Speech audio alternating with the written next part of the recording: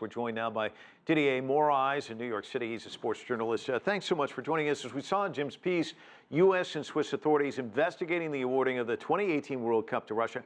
Russia says it's complied with all the rules during the bidding process. Could FIFA really take away the World Cup from Russia, especially this far along, and how could that play out?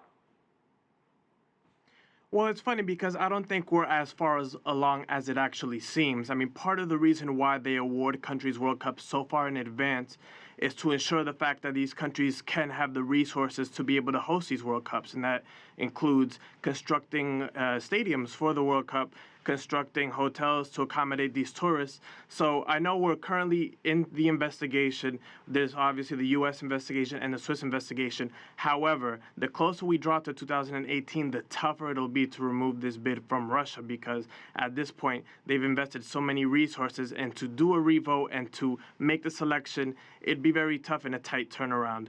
That said, however, there are some bigger countries that are equipped for this in case there needs to be a revote on a tight turnaround. And it's countries like the United States, Portugal and Spain, or even England, who could be the ones chosen if that happens. Wouldn't it look bad, though, if it came to the United States since they're behind this whole investigation?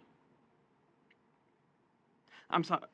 Well, I mean, wouldn't it look bad if the game actually did come to the United States, given the fact that they're kind of leading this investigation? Well, obviously, there's certainly a lot of anger right now just from FIFA in general to the United States. I mean, even Sepp Blatter, he's one of those that if you're loyal to him, he will have your back. But if you're one of those that have turned your back against him, he obviously won't support you. And we already know that Sunil Jalati from the U.S., obviously, he voted for Prince Ali when those votes came around. So it wouldn't really be out of the realm to think that it could happen, but somebody like Portugal and Spain, who kind of sent their co-bids together in 2010 and were the runner-ups to Russia, I mean, those could obviously be an ideal option for FIFA. Let me talk to you about Qatar, because as you mentioned, they're also being looked into. And of course, you were saying there's still a window with Russia.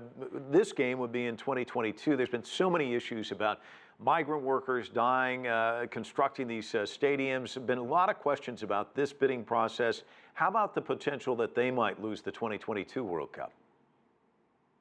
I think that could be a little more realistic because we have a little more wiggle room because that is 7 years away. And already we're hearing the complaints about the fact that a World Cup potentially, being in December. I mean, that's something nobody's accustomed to. But even, as you said, some of the migrant workers, or even just some of the cultural controversies. I mean, right now, obviously, that's part of the reason there is such a firestorm around awarding the bid to Qatar. So that could be more realistic given the fact that there is more time to make those revotes and those changes. Didier, thanks so much for joining us from New York. Certainly appreciate your analysis. We'll obviously be talking to you again because this story is not going away. Thank you.